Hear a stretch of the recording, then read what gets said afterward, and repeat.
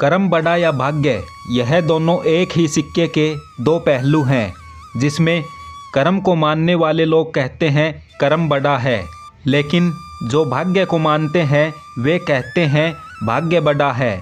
भाग्य के बिना कर्म नहीं हो सकता। भाग्यवादी लोग कहते हैं किस्मत में जो कुछ लिखा होगा वही होकर रहेगा, यानी इंसान कर्म और भाग्य इन दो बिंदुओं की धुरी पर घूमता रहता है, लेकिन सच क्या है यह कोई नहीं जानता। भाग्य बड़ा या कर्म, इस प्रश्न का जवाब जानने के लिए इस वीडियो को पूरा देखें। भाग्य और कर्म को अच्छे से समझने के लिए पुराणों में एक कहानी का उल्लेख मिलता है।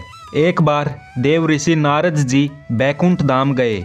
वहाँ उन्होंने भगवान विष्णु को नमन किया और कहा, भगवान, पृथ्वी पर अब आपका प्रभाव कम हो रहा है।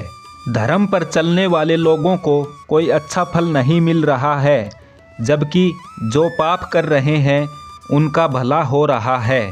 भगवान विष्णु ने कहा, कोई ऐसी घटना बताओ। नारद ने कहा, अभी मैं एक जंगल से आ रहा हूँ। वहाँ एक गाय दलदल में फंसी हुई थी। कोई उसे बचाने वाला नहीं था। तभी एक चोर उधर से गुजरा।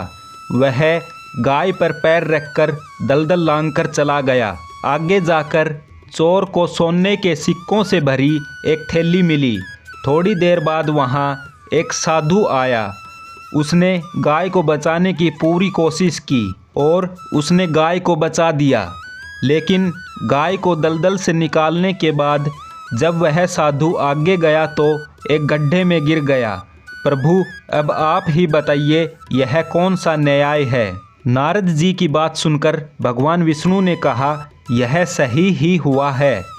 जो चोर गाय पर पैर रखकर भाग गया था, उसकी किस्मत में तो एक खजाना था, लेकिन उसके इस पाप के कारण उसे केवल कुछ सोने के सिक्के ही मिले, क्योंकि उसका कर्म अच्छा नहीं था। दूसरी तरफ उस साधु को गड्ढे में इसलिए गिरना पड़ा क्योंकि उसके भाग्य में मृत्यु लिखी थी, लेकिन गाय को बचाने के कारण उसके पुण्य बढ़ गए और उसकी मृत्यु एक छोटी सी चोट में बदल गई।